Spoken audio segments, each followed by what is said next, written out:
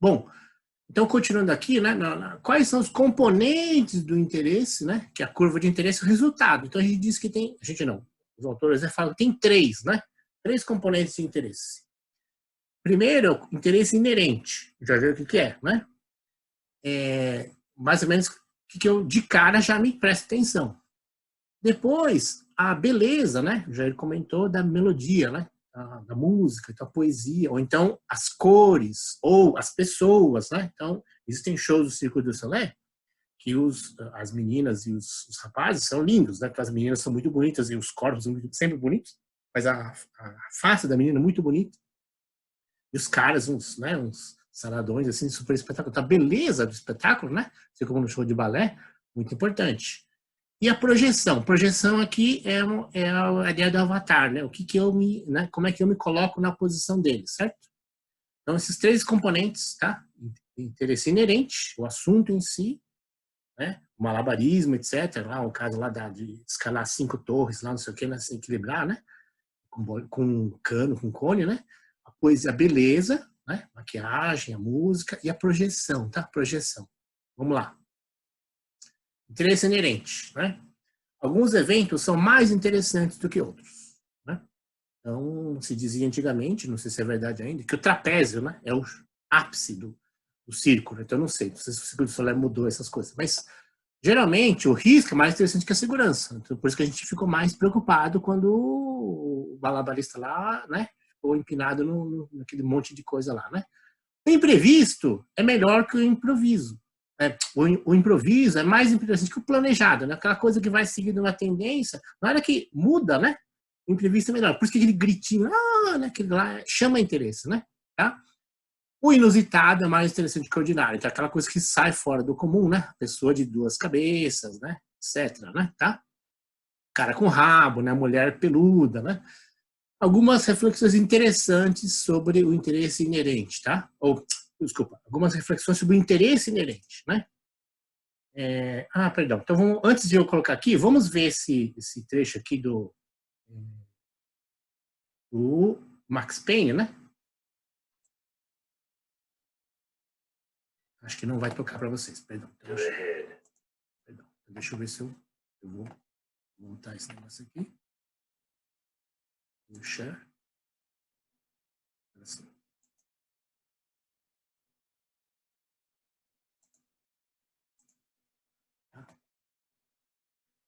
Deve ter. Entrou o Max Payne para vocês? A tela do Max Payne, hein? Entrou sim. Tá bom. Então, nesse minuto aqui, 1:43, tá? Mais ou menos.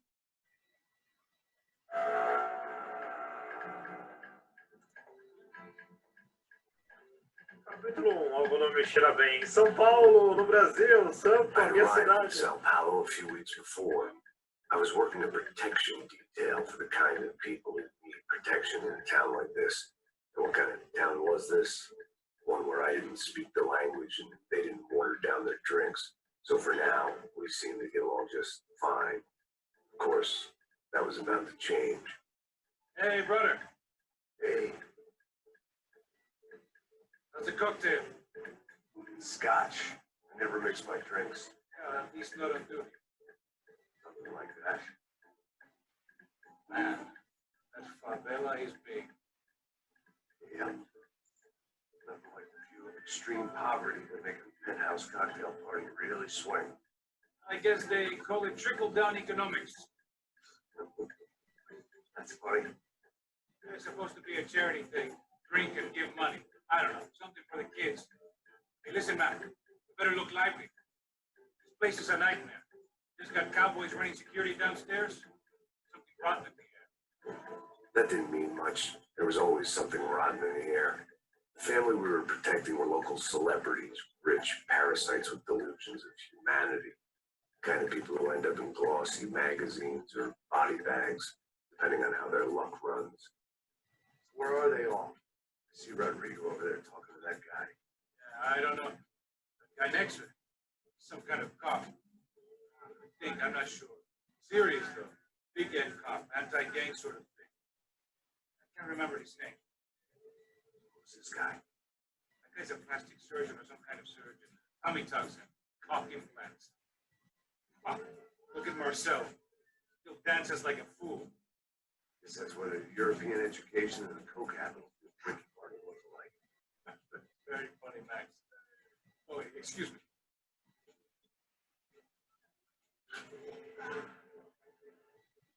I was mostly working for Rodrigo Branco, a local businessman. Built things, did some charity, had things named after him, won awards, owned things, people. One of the trophies he had won was his wife, Fabiana. She was hot and wanted to be dangerous. Some good genes trying to fight their way out of a cesspit. She married well and was now at leisure to regret her good fortune. They got along as well as any rich workaholic and his younger airhead wife tend to get along. They mostly ignored each other. She spent a lot of time with his cokehead younger brother, Marcello. He was a good time guy if your idea of a good time was an expensive suit, a bottle of champagne, and nothing between the ears. The middle brother, Victor, had just walked in. He was a local politician. Guy was smoother than an oil slick on an iceberg and about as toxic. The rest of the crowd, I didn't know, but I could imagine the types. People who know if they drink enough, they won't have to feel guilty about their good fortune. Suddenly, things turned real ugly. Felt like our hangovers arrived right on cue.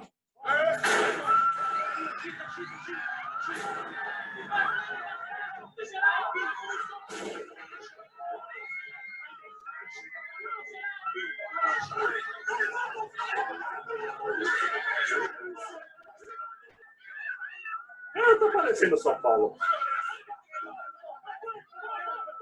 Cachorros! Who's that? Let's go. Things had gone from fine to fucked up in about a second, and now there were two idiots at the wheel. Clear.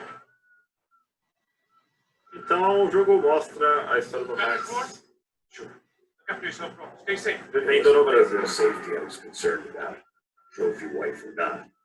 I said I would protect the girl. I hoped I hadn't lost my edge, along with everything else. It was time to choose, a nasty fall or a bullet to the head.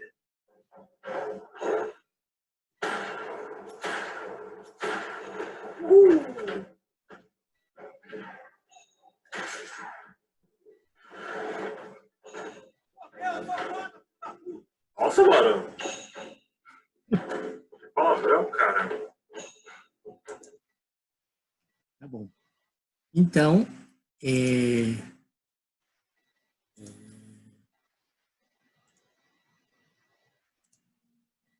a gente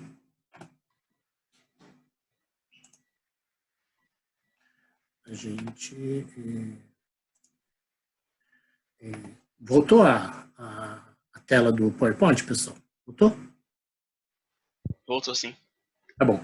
Algumas reflexões sobre o, né, que a gente viu aí do Max Payne 3, né? Tá? Que aspectos do meu game chamam interesse imediato no player? Né? No caso aí, por exemplo, né? Alguém, o que chamou de imediato, pessoal? Alguma coisa aqui? Esse trechinho aí que eu passei de 3 minutos aí para vocês. Se chamou alguma coisa de imediato? Nada? Para nós brasileiros, ele ser ambientado no Brasil? Oh, show, né? Então, se serem são a proximidade, né? Um conceito de proximidade, tá? Ok. Leva o player a ver alguma coisa que ele nunca viu antes. No nosso caso, né? A gente acho que tá esse tipo de gameplay assim mais tranquilo, né? Então, ok. Quais instintos básicos meu game recorre? Tocar outros ou mais? Sei lá, então o cara falou palavrão aí, pelo menos para quem dirige a portuguesa, né? De repente percebe, né? Então, meio instintos básicos animais, né? Certo?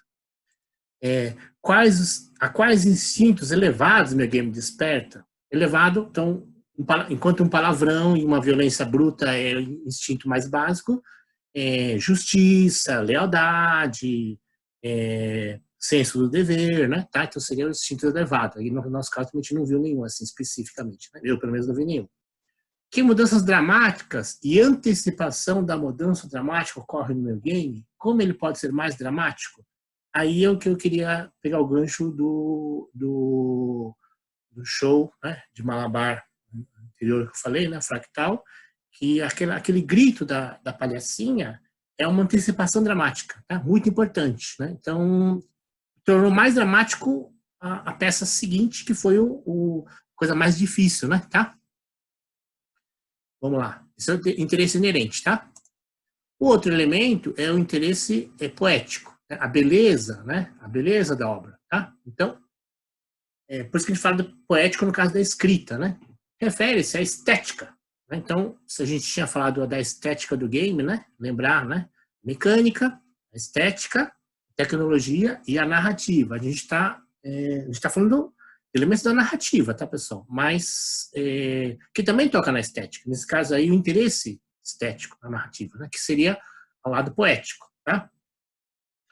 Quanto maior for a beleza artística, na escrita, na música, na dança, na atuação, né? Então, a atuação, né? A performance, né? A comédia, cinematografia, o design gráfico, figurina, maquiagem, maior interesse despertará no evento, né? Algumas reflexões, tá? Então, vamos ver aqui o vídeo do Batman, do Arkham, né? Knight, um pedacinho, pelo menos, né? E eu compartilho aqui.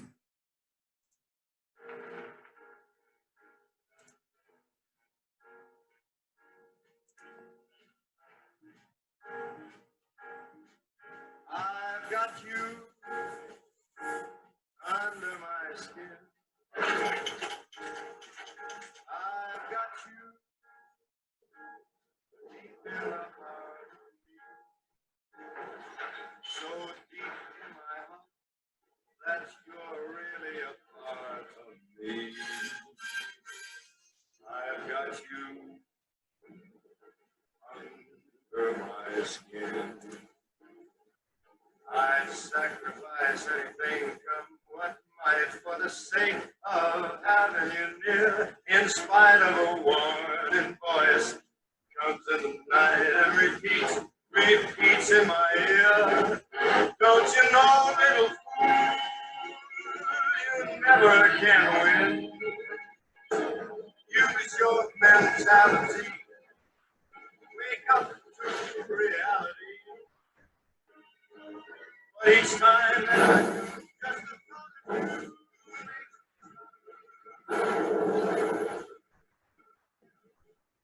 This is how it happened. This is how the Batman died.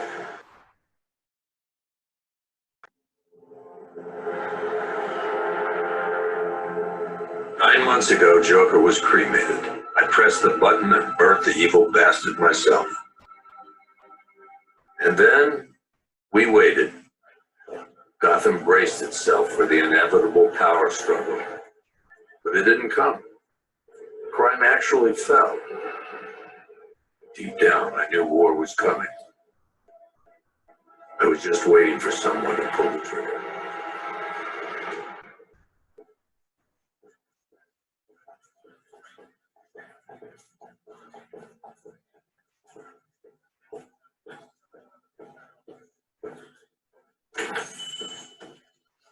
Next service, waffles with bacon on the side.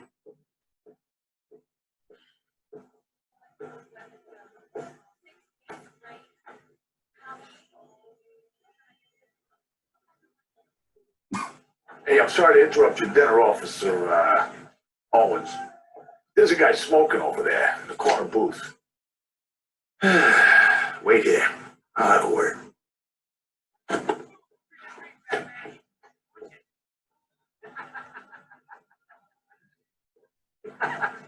Batman was supposed to read stuff. Yep. Besides, I wasn't afraid. I got him. One guy, that's $75,000. Excuse me, sir. There's no smoking in here.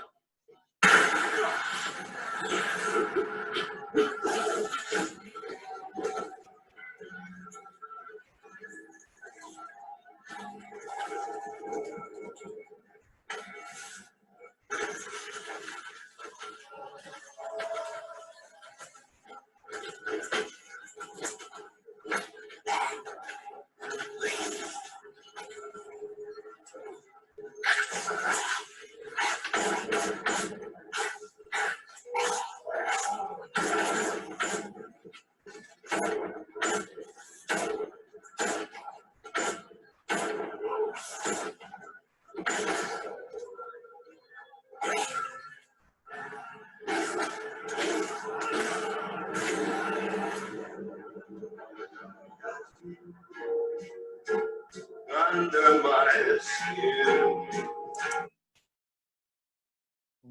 Então, como a gente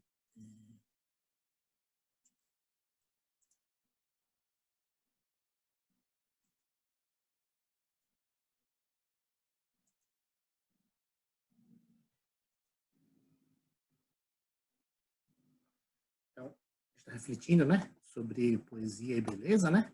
Tá? Então, Batman Arkham Knight foi citado como um dos mais, né, cenários assim realísticos, belos, tal. Então, quais elementos em Feito Meu Game, como tornar cada um deles mais belos ou mais realistas, assim, pelo menos no sentido da história que eu quero contar, né? Algumas coisas não são belas isoladas, mas a beleza na combinação. Como combinar os elementos do game para ser mais poético e belo. Aí que eu acho que é a chave para mim, né, do Batman, tá? Desse trechinho do Batman, né? Sozinho as coisas não têm muito sentido, mas numa combinação ficaram muito bem, né? Deu poesia, né? Então, a música do Frank Sinatra, né? Apesar do Gotham não ser Nova York, todo mundo faz uma transposição de uma cidade como Gotham para Nova York, né? Tá? Então, o Frank Sinatra faz todo sentido, né? Qual a beleza embutida no contexto do meu game, né? Então, uma coisa do inconsciente, né? Certo? Opa, tudo bem? Então, esses são os elementos do belo, né? E o belo é uma coisa difícil de trabalhar, porque precisa ter uma formação ou um senso artístico maior, tá? Mas tudo bem, acho que ficou mais ou menos claro, né? E agora vamos ver o terceiro elemento do interesse, que é a transposição. A projeção, que a gente chama de, que eu posso entender por transposição, tá? Convido o player a empatizar e imaginar, né? Então, eu aqui virei um monstro, né? Certo? Coopera na sintonia entre a narrativa e o gameplay. Então, o que eu fizer tem a ver com a história que eu estou contando, né? Fizer como jogo, né? Então, e aqui é como eu encarno, né? Como eu de fato incorporo o meu caráter, meu personagem, né? Essa é a ideia da transposição. E essa ideia de que a imaginação leva o player a se conectar, o mundo interior dele conecta com o seu mundo imaginário. Quer dizer, o mundo exterior é o mundo do game, nesse caso, né? É imaginário, mas ele tem que ser um imaginário realista, que faça sentido. Quanto mais sentido faça, tá? Então, aí a projeção é melhor. Então, naquele mundo do Avatar, lá do James Cameron, que as florestas, as pessoas azuis, mas fazia sentido aquilo lá, né? Então, deu uma transposição muito forte pro personagem lá. Então, essas questões de reflexão. No meu game, o que no meu game faz o player se conectar, né? Com que eu me conecto, né? O jogador se conecta no game. E o game é capaz de capturar a imaginação do player, né? E o que eu devo adicionar para que isso aconteça? Às vezes, né, pessoal? Um copo, uma vestimenta diferente, um gesto do personagem, né? Tá? Existem atrizes da televisão, da Globo, etc., que elas ficam famosas pelo jeito com que elas mexem o cabelo, tá? Que elas giram, tá? Ou giram a saia, por exemplo, né? Tá?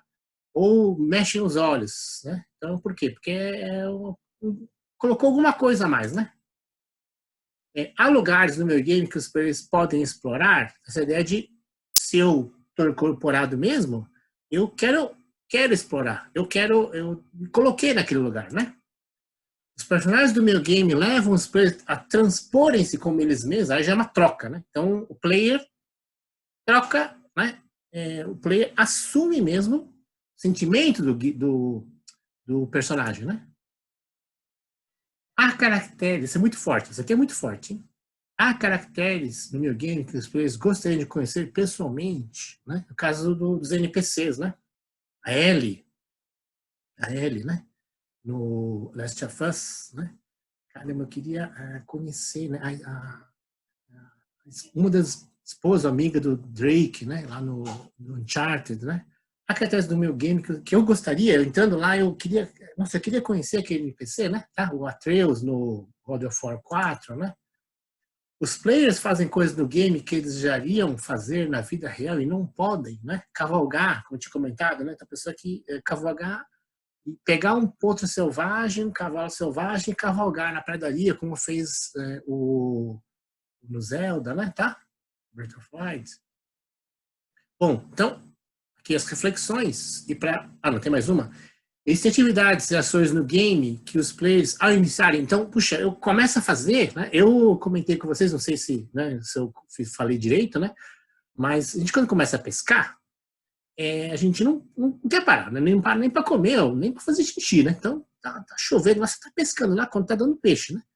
Então, existem. E no Red Dead Redemption 2 tem momentos de pesca, que o cara fica lá pescando, 40 minutos pescando, tá? E é uma atividade secundária, né? Tá bom? Então, é o prazer, né? É o prazer que você está tão imerso no negócio, né? Transposição. Então, vamos ver aqui, né? Vamos ver essa última dessa parte, né? Que é esse vídeo aqui, esse momento, né?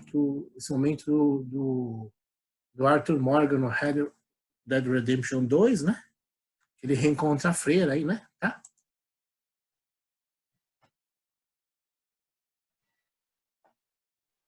Deixa eu compartilhar de novo.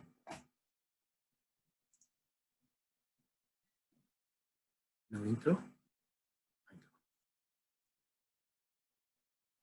Não entrou. Agora sim.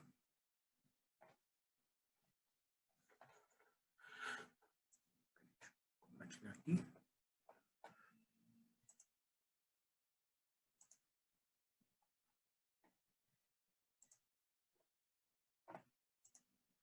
Estação de trem, né, pessoal?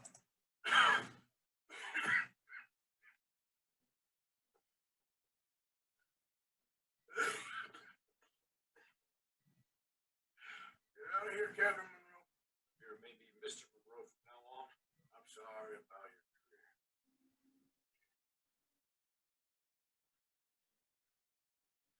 Here's some money. Take it. Get out of here. Start a new life somewhere. Here, Tahiti's nice. Thank you.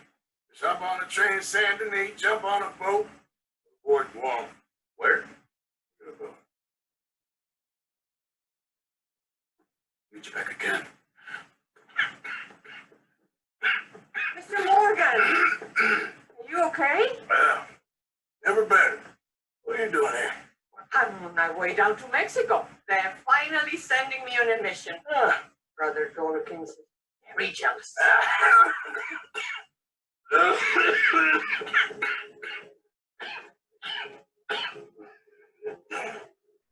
What's wrong?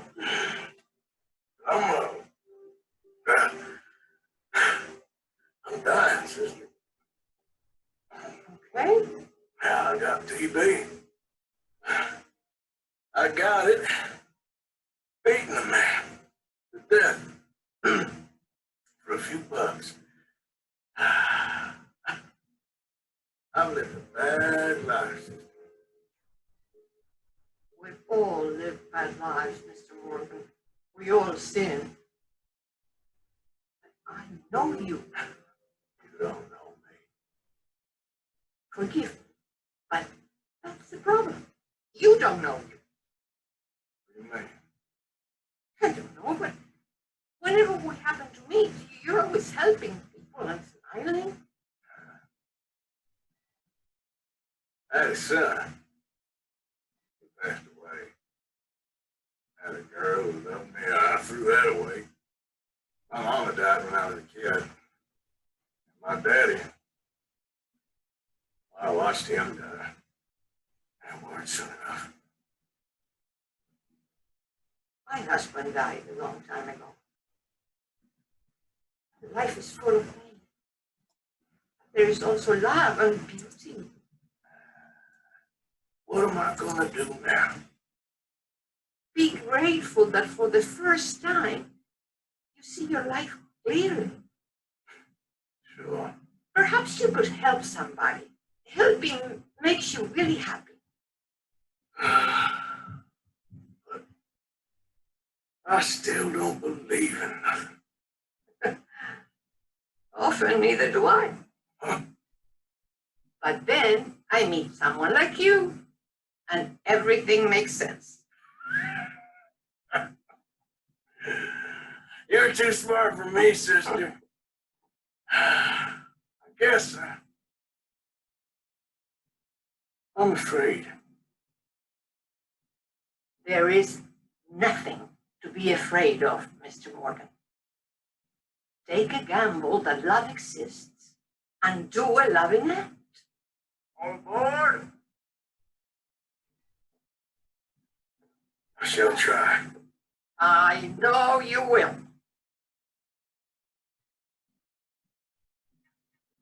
Goodbye, goodbye, Mr. Morgan.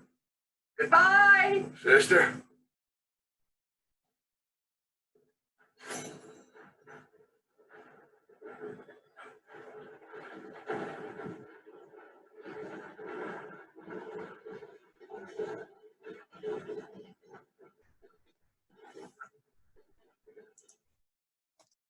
Bom, pessoal, então, essa ideia, né? Então, o que chamou, tem a ver, logicamente, com essa coisa, né? O interesse aí, né? Então, o que lhe chama a atenção no personagem, né? Esse trechinho aí que a gente colocou do Red Dead Redemption, do RDR2 aí, né? Se chamou a atenção alguma coisa, né? E essa questão de projeção, no fundo, né? Projeção. A gente chama também de transposição, né? E a gente lembra que a gente está tentando investigar as coisas do arco narrativo, né? Tá bom? Então, o que ele chamou a atenção a vocês? Bom, que liga, né? Se liga alguma coisa.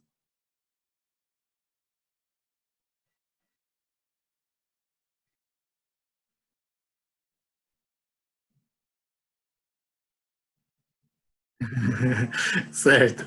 Então, o Caio comentou aqui, né?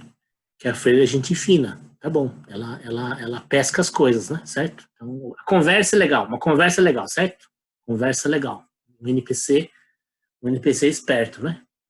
Mas sabe que não é esse que o pessoal comenta que isso aí a gente pegou de um artigo, né?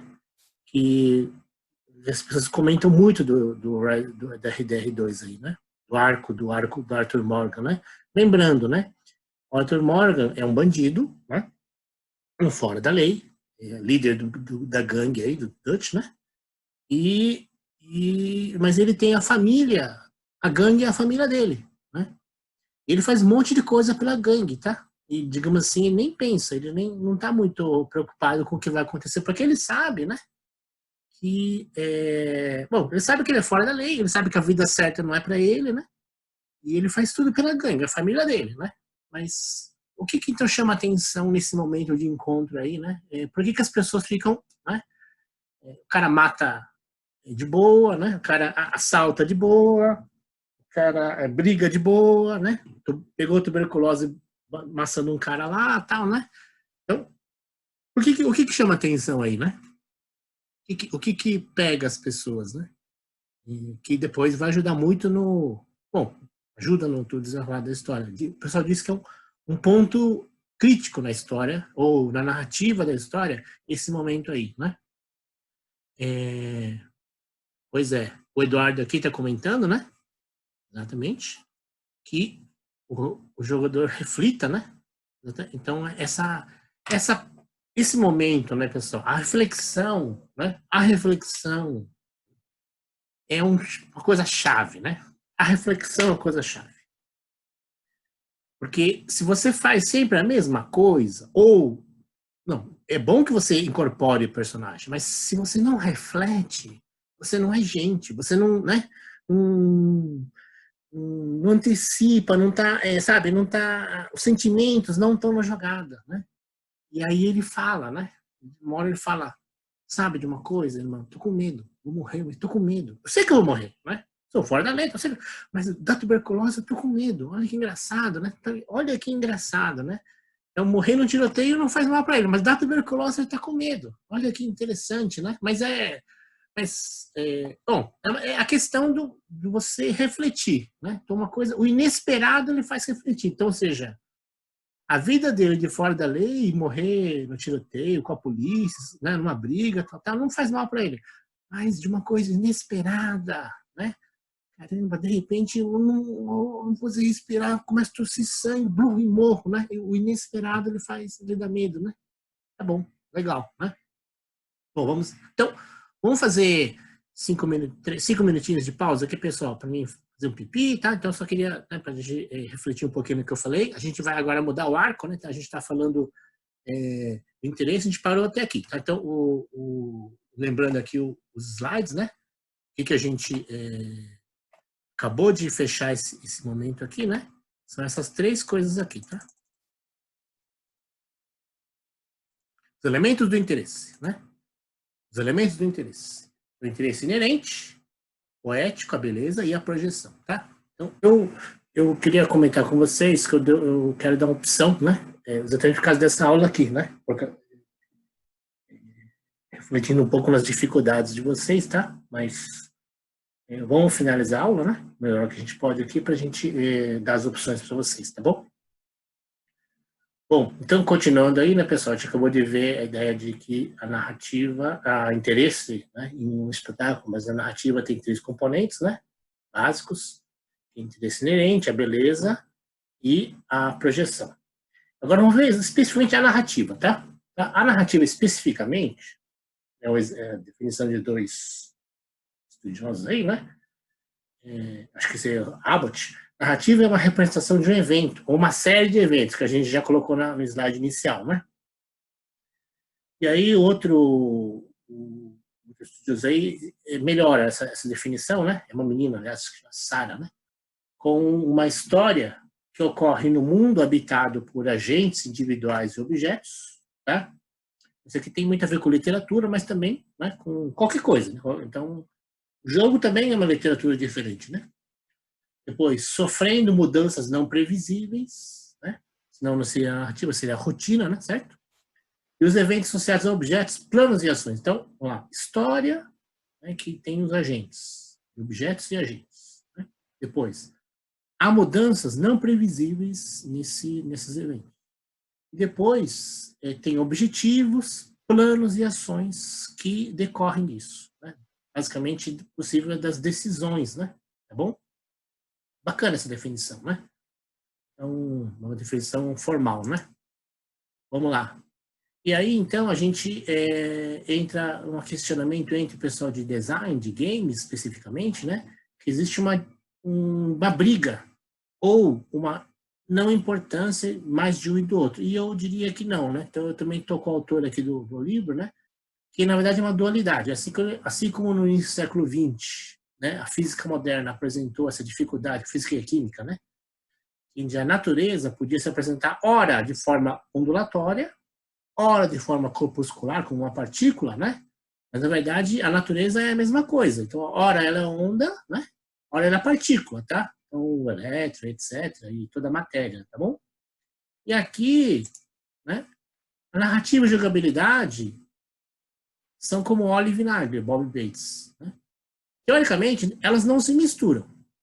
Mas, se os colocarmos numa garrafa e agitarmos, chacoalhar esse negócio aí, ficarão bem se a gente colocar numa salada. Então, é um temperinho bom, sozinho não vai funcionar. Aí precisa do game, precisa do substrato, né? Tá, mas vamos lá. Então, narrativa e jogabilidade, elas não se misturam, são diferentes, né? Como onda e partícula, porém, chacoalhando bem, né?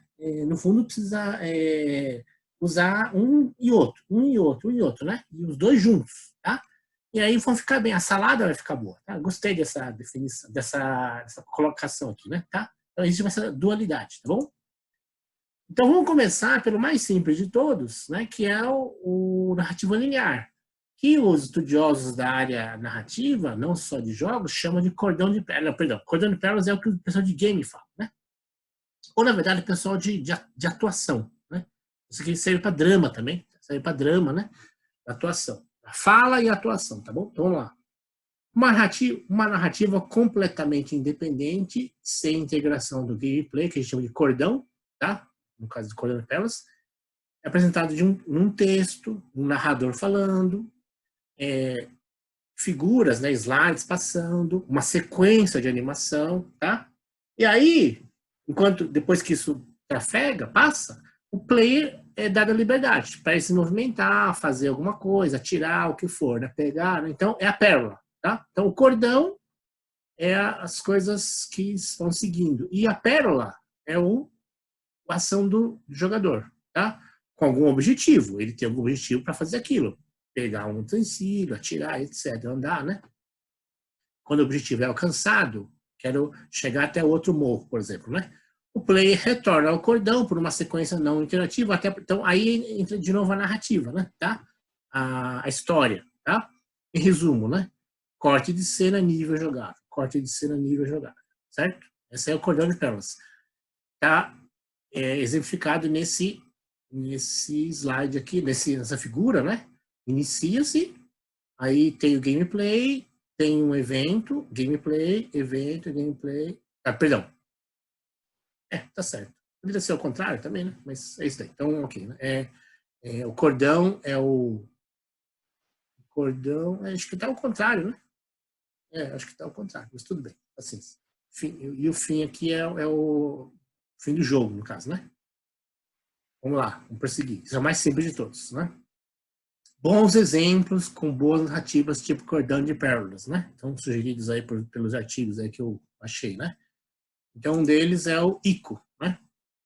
Então, o Ico, né, tem essa coisa aí de um personagem, uma inteligência. Então, eu vi gente até que se apaixonou pela personagem, né? Tá? Acho de verdade, tá? Um aluno meu falou isso. Depois, então a narrativa pegou, né? The Last of Us, certo? Essa interação, principalmente, né? Entre o Joel, né? Joe e a Ellie, né? Certo?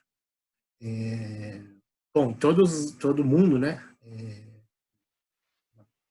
Um vírus, né? Um vírus letal, né? Uma coisa que está matando as pessoas, meio zumbi também, certo?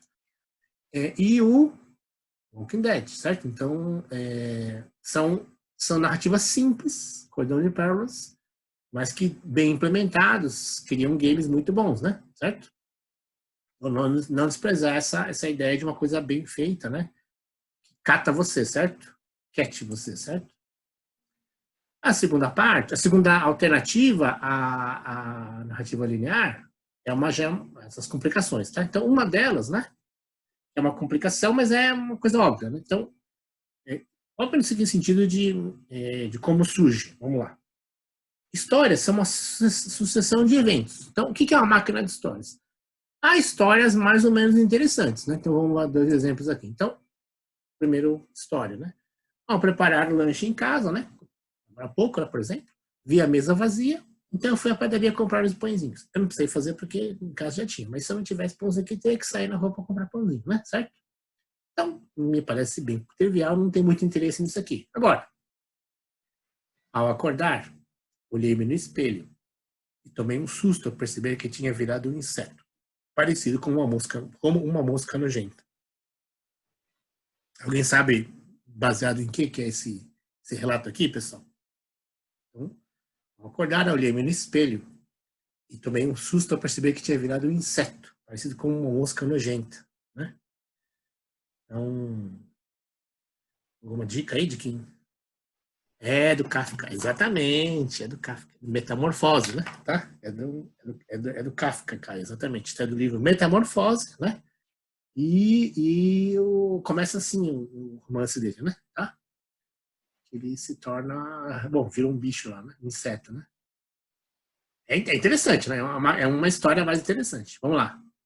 Um bom game tende a gerar eventos interessantes, de forma que as pessoas desejam contar o que ocorre. Então, basicamente, para mim, tem o que é uma história interessante? Eu quero contar para alguém, né? Assim sendo, um bom game é uma máquina de gerar eventos, os quais podem gerar histórias interessantes. Então, se eu tenho uma máquina de história, de eventos, boa, eu quero contar essa história, certo? Muitas histórias podem ser geradas, por exemplo, no futebol, né? um jogo, né? Um final de basquete, né? Muitos filmes falaram de final de beisebol nos Estados Unidos, final de futebol americano, né? Só que nosso futebol até tem, mas o internacional não acertou muito tempo, não. Esse FIFA 2019, ele criou uma jornada dentro dos jogos, né? Que tem as suas brincadeiras, suas histórias, essas mini, né, eventos lá dentro, né? Mas tem uma narrativa lá dentro do FIFA 19. Minecraft é um exemplo claro disso, né? Uma grande história que você não tem nenhuma história, você vai criando a história do jeito que você imagina, né? Sua imaginação criando a história. O Sims é fortemente isso, né? O Sims é forte, o Sims, né? Você faz a história no mundo, né? No mundo que você cria, certo? Relaciona-se, tá? Então, macro histórias em games são... O problema todo é que existe uma bagunça, né? Na verdade, não existe uma história. O FIFA 19 tem uma história, né? Mas então não tem um fim, digamos assim. Não tem um fim, né? Vamos trabalhar um pouco essa ideia do fim, tá? Vamos trabalhar um pouco a ideia do fim. Então, o primeiro exemplo de narrativa, que ela é não linear, muito contada, né? Muito contada. Então, por exemplo, isso aqui é do século 8 a.C., né? É a Odisseia, né? De Homero, né? Famosíssima, tá? Na verdade, são 3 histórias em uma, né? Então, aqui está o Ulisses, tá? E a esposa dele, Penélope, tá bom? A história principal é dele, do Ulisses, né? Que é uma história maior, né? Que é um arco de 20 anos. Também engloba a Guerra de Troia, tá? E depois a história do filho dele, né? O filho dele acho que não está aqui, não aparece aqui, mas esse é o filme do... Esqueci o cara, Kirk Douglas, né? Então, o filho Telêmaco, o filho dele, pega parte do Ulisses e faz a história dele, né? Sucede o Ulisses, tá? Então vamos ver vamos trabalhar um pouco essa ideia da Odisseia. É tão famosa, né? Por quê? Vamos ver por que é tão famosa, né? A Odisseia em grego aí, né? Certo? Então, um começo que muitas vezes se usa é quando a ninfa, né? Calypso, aprisiona Ulisses, né?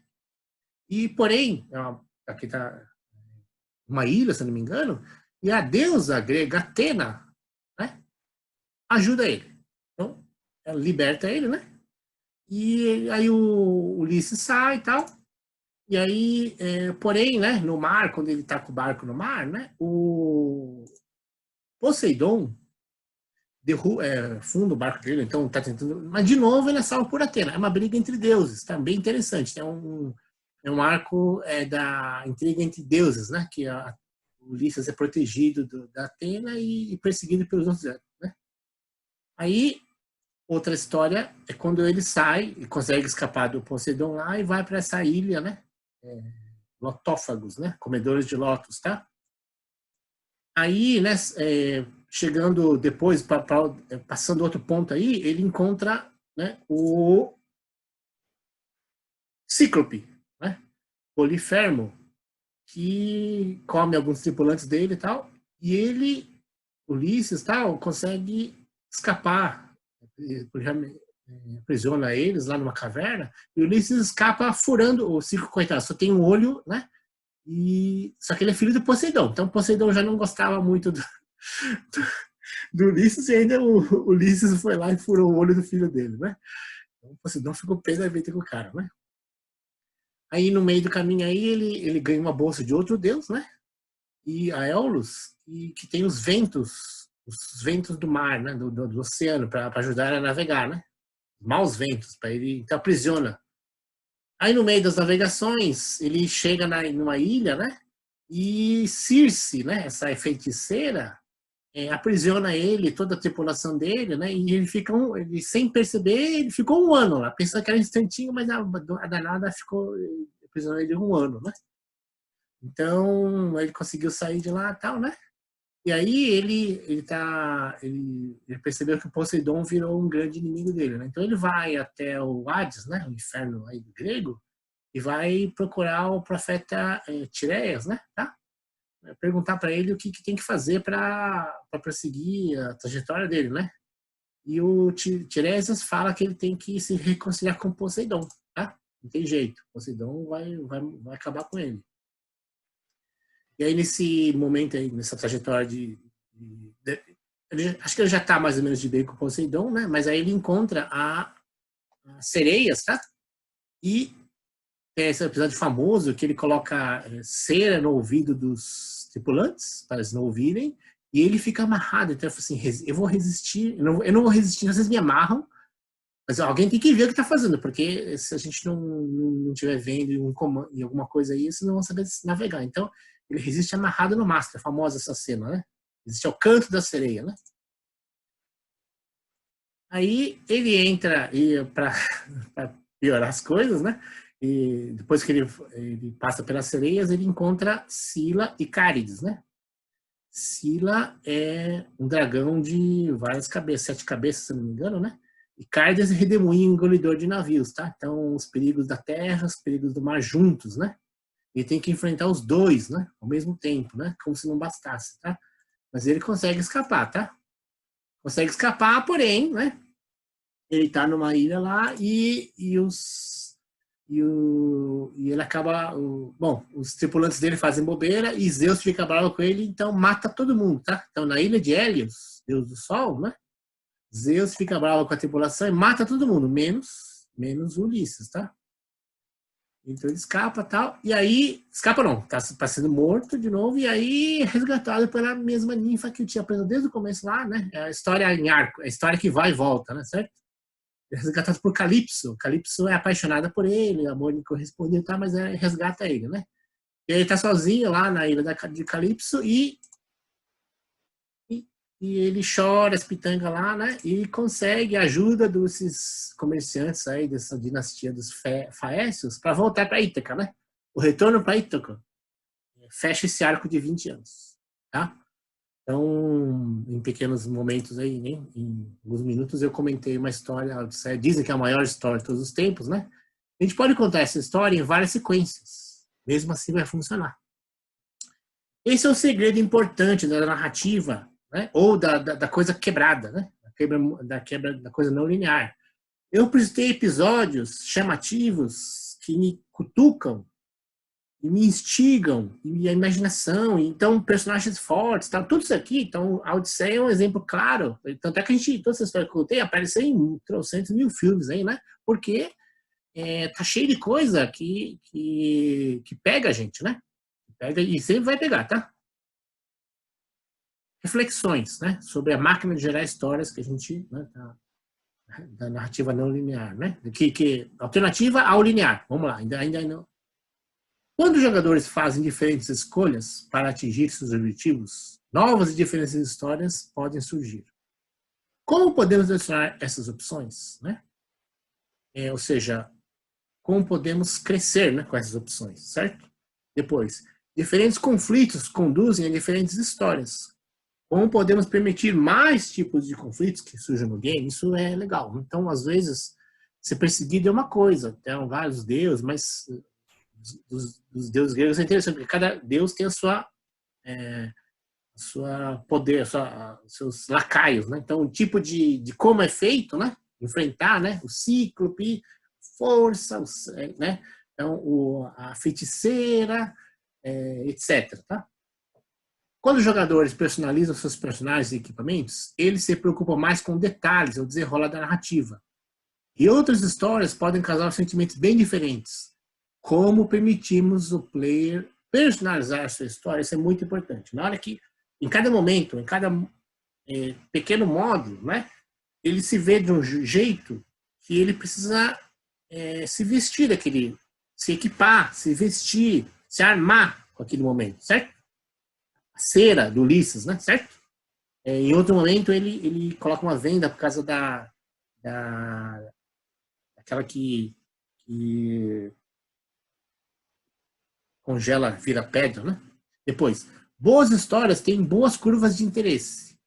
Minhas regras conduzem a histórias com boas curvas de interesse, aquela coisa da curva fractal, né? Então, a curva fractal, né, é uma possibilidade, não é única, tá? Então, aquele tipo do pico, né, do chifrinho do Batman, né, certo? Se repetir, mas não é único, tá? Mas aquele é um bom exemplo. Uma história boa somente se podemos contá-la. a quem os jogadores podem contar a sua história do game e que realmente a quem realmente se importe com ela. Ou seja, também a gente não pode... Não, eu gosto de uma história de nerd, Halo, não sei o que, tá? Microsoft, escambau, tudo bem, mas se eu só tenho nerd, tudo bom. Mas se eu tenho outras pessoas, eu tenho que tentar procurar abrir o leque, né? Tá? Então, não só que eu goste, mas que contar, mas eu tenho um público maior para contar as histórias. Claramente, a história de Ulisses é uma história com tanto arco, né? Que um monte de gente pode se interessar, porque tem muito arco, muitas diferenças de tipo de histórias dentro da história maior, né? Que é a volta a Ítaca, certo? Outro exemplo, tá? Dom Quixote, tá bom? Ulisses também tem um momento lá, mas eu não vou falar muito, eu vou frisar mais o Dom Quixote, tá? Dom Quixote foi dito como sendo talvez o maior romance de todos os tempos, né? Uma certa época aí, tá? Mas acho que ainda continua muito forte aí, né? Então, a gente fala que ele é de La Mancha, né, certo? Então, começa assim, ó. Primeiro parágrafo. Num lugar da Mancha, de cujo nome não quero lembrar-me, vivia, não há muito, um fidalgo, mas de lança encabido, adarga antiga, rocim fraco e galgo corredor. Né? La Mancha é uma província da Espanha, né? No meio da Espanha. Passadio, olha o seu tanto, mais de vaca do que de carneiro. As mais das ceias, restos da carne picados, com cebola e vinagre. Aos sábados, outros sobejos ainda somenos. Lentilhas às sextas-feiras, algum pombito de descrença aos domingos, consumiam 3/4 do seu haver. Ou seja, come coisa simples. Ele é um cara que não é paupérrimo, mas ele come coisa simples, né? Orçava na idade o nosso fidalgo pelos 50 anos. Era rijo de compleição, seco de carnes, enxuto de rosto, madrugador e amigo da caça. Então é uma pessoa simples, uma pessoa esguia, né? Aqui está, né? Peter O'Toole, né? Representando acho que na década de 60, representando o Don Quixote, tá? Man de la Mancha, o filme, tá? Então, um cara com esse estereótipo aqui, certo? Ele perde a razão, né? Depois de saber que este fidalgo, nos intervalos que tinha de ócio, que eram os mais do ano, tinha muito tempo livre, né? Se dava a ler livros de cavalaria. Com tanta afeição e gosto que se esqueceu quase de todo o exercício da caça e até da administração dos seus bens. Né? Começou a ler muito, então parou de caçar, fazer exercício, né? Não cuidou muito dos bens dele. Com essas razões, perdia o pobre cavaleiro o juízo. Né? Começou a imaginar as coisas. Desvelava-se por entendê-las, né? As histórias de cavalaria. E desentranhar-lhes os sentidos, se aprofundava no sentido das coisas. Muito bom, importante isso no game, né? Em suma, tanto naquelas leituras se enfrascou, que as noites lhe passaram a ler desde o sol posto até a alvorada. E os dias, desde o amanhecer até a fim da tarde. Parece um viciado em game, né? Então o cara não para de jogar. Vamos lá. E assim, do pouco dormir e do muito ler, se lhe secou o cérebro. De maneira que chegou a perder o juízo. Aqui não pode acontecer. Então a gente tem que tomar cuidado com isso, né? Mas secou o cérebro de tanto pouco dormir e muito ler, né? Perdeu o juízo. Aí, né, uma ilustração do Don Quixote, né? Bacana, né? Certo? E encheu-se-lhe a fantasia de tudo o que achava nos livros, assim de encantamentos, como pendências, batalhas, desafios, feridas, requebros, amores, tormentas, e disparates impossíveis. E assentou-se-lhe de tal modo na imaginação ser verdade toda aquela máquina de sonhadas intenções que lia, que para ele não havia história mais certa no mundo. Olha que interessante. Né? Então, esse aqui é um gancho importante. Despertar o mundo da fantasia e a imaginação começa a trabalhar, né? De que a imaginação traz para a realidade as coisas. E, logicamente, é um conto, né? Um romance. Precursor do romance moderno, século XVII, 1605, né? Mas precursor do romance moderno, tá? Então, que o leitor comece a imaginar as coisas, né? Vou fazer mesma coisa que a gente fez do Ulisses, né? Don Quixote aí, né? Uma representação com Sancho Panza, seu fiel escudeiro, né? E começa a sua jornada, tá? Então, esse é o La Mancha, é isso aí, pradaria, tal, né? Castela, né? Região de Castela. Aí, 3 episódios aí, ele indo pela noite, fazendo barulho, o pessoal diz que não, depois ele ajuda prisioneiros acorrentados, na verdade são bêbados, né, na verdade, depois promove o encontro da serviçal de seu amante, gente que trabalhava com ele e um carinha lá, né, 3 episódios do romance, né, depois ele encontra alguém que fala que ele o capacete dele, então um episódio do capacete dourado, né, que na verdade era de latão, né, tá? Aí, né, ele encontra a ideia da Dulcinea, mas que ele encara como uma princesa, tá? Então aqui a Dulcinea Del Toboso, né, tá? Então é a musa dele, né? É a musa daquela, então o encontro romântico dele é idílico, né? Então não é de verdade, é na imaginação dele, né?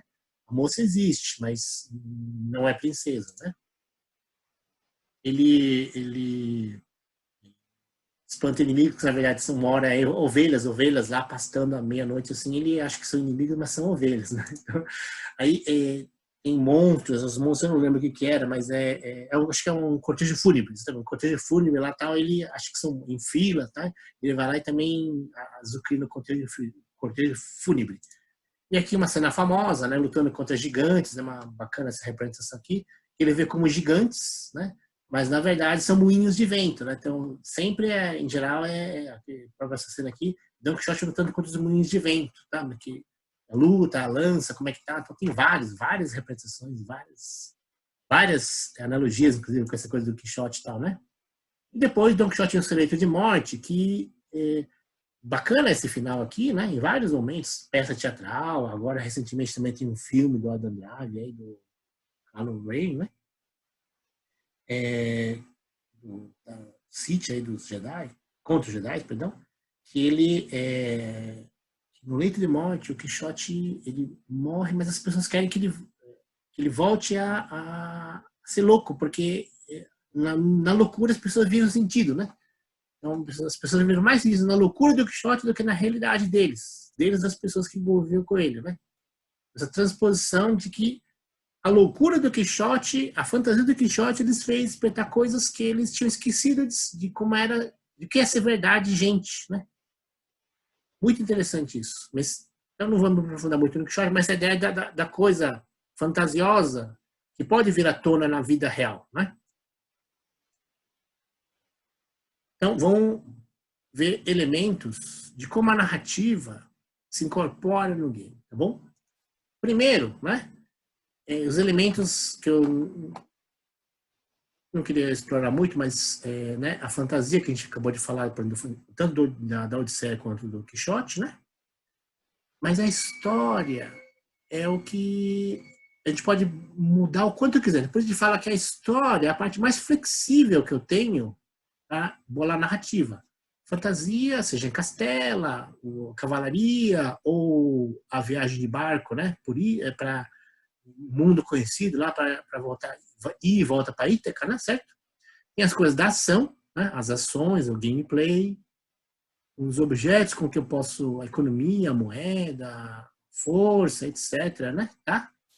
Energia, né, as vidas, o meu mundo que eu vou criando, né, os maias, o mundo, sei lá, da floresta, tá? Então, são os elementos básicos, mas o que eu não devo mexer? O que eu devo trabalhar mais? A história. É o que tem. E o mundo. Então, esses dois aqui são os mais flexíveis, tá? Porque aqui, uma vez fechado aqui, e aqui a mecânica, as coisas vão restringindo, né? Então, eu tenho que trabalhar mais esses dois itens aqui. É o mundo do game e a minha história, certo? A construção narrativa.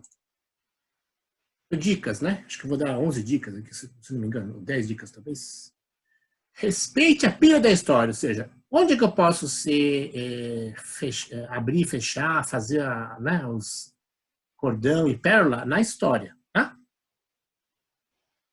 E não muito na fantasia, mas na história. Coloca essa história para trabalhar, essa coisa que o Don Quixote fala, né? Respeite a imaginação do player. Deixa ele imaginar o que vai acontecer, né? Antecipar as coisas, né? Equilíbrio objetivos, obstáculos e conflitos, aquela coisa do flow, né? Que eu tenho que gradativamente crescer, né? O objetivo uma fuga, né? Mas obstáculo cada vez, né, um pouco maior, né? Mas e o conflito que vem em cima, né? No caso do Don Quixote é sempre ele com o Sancho Panza, tá? Torne a história narrativa com a história, com todos os elementos, mas a gente está abordando esses dois aqui, né? Torne a mais real possível. Ah, mas professor, o senhor está falando aí de século XIII, sim, mas traga elementos do século XIII, traga elementos do futuro, século 32, né? Providencie simplicidade e transcendência, né? Então, Arthur Morgan, né? Puxa, caramba, eu vou morrer, né? Tô com medo da morte. Tô com medo da morte. Não a morte de tiroteio, de ladrão, a tuberculose, a morte inesperada, né? Não conseguiu respirar, né?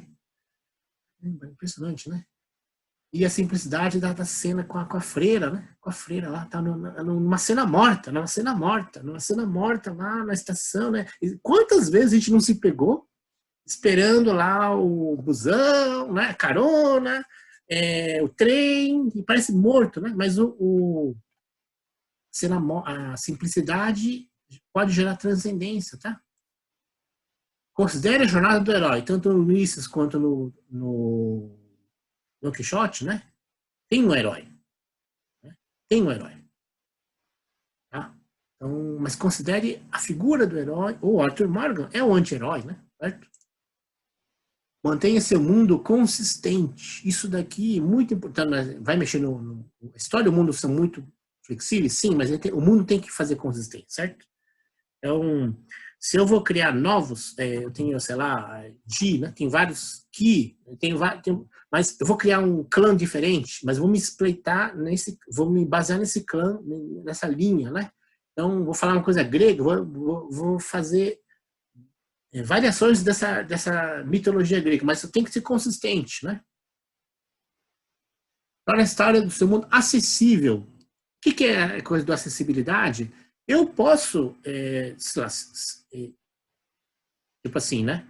Eu tenho que poder caminhar, cavalgar. Se eu quero voar, tem que poder voar. Então, essa ideia de eu poder ter a minha liberdade nesse meu mundo aí, né? Minhas ações, minhas capacidades. Por exemplo, né? O Zelda, na hora que o platô pro terreno plano lá, ele pode descer de voandinho lá espetacular, né? Uma ideia sensacional, tá? Não abuse de clichês, tá? Então aqui também a gente não vai entrar muito em detalhe do que seriam os clichês, tá? Quais seriam os clichês aí, mas clichê é aquela coisa de história batida, né? Existem clichês em games também, né? Ok. Busque surpresa e emocionar, né? Surpreender. Surpreender pode ser, como a gente viu lá no Circo do Soleil, um gritinho, né? Um gritinho, né? Teve um aluno meu que fez uns 3 anos atrás um game, né? Que o surpresa no cemitério lá, mora lá, era a sequência dos trovões. Os trovões que apareciam lá, e o quanto ele batia nas coisas lá e iluminava, causava surpresa. O pessoal gostou bastante. Eu também gostei bastante, tá? Emocional no caso do Arthur Morgan, por exemplo, né? Mas o Don Quixote, o Odisseu, o Ulisses, tem vários momentos aí que as conversas, as trocas entre os personagens, o Joel com a Ellie, né? Last of Us, né? Um sonho impossível. Vamos ver um pedaço, tá? Então, um pedaço que é uma música, né? Mas acho que tem a ver com emoção, né? Mas eu acho que diria ter mais com as coisas a jornada, o que é o herói, né? O que é o transcendente para o herói? Tá bom? O que é o transcendente para o herói? Né? Vamos lá, o que é o transcendente para o herói? Né? Vou parar aqui, perdão. Vou chegar aqui com vocês.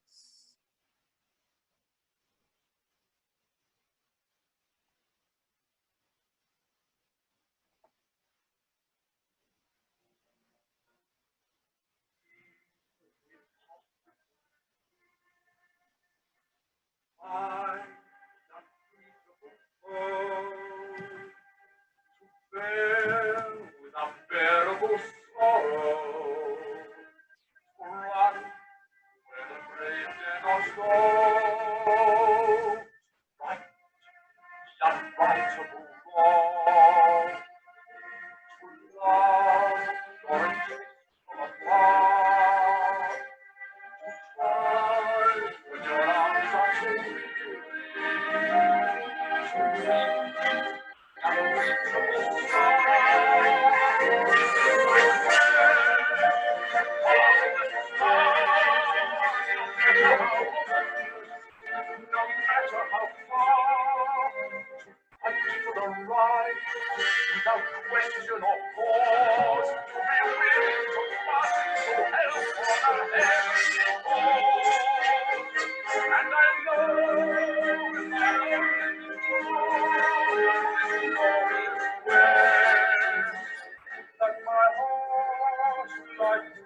much home when I lay to my rest.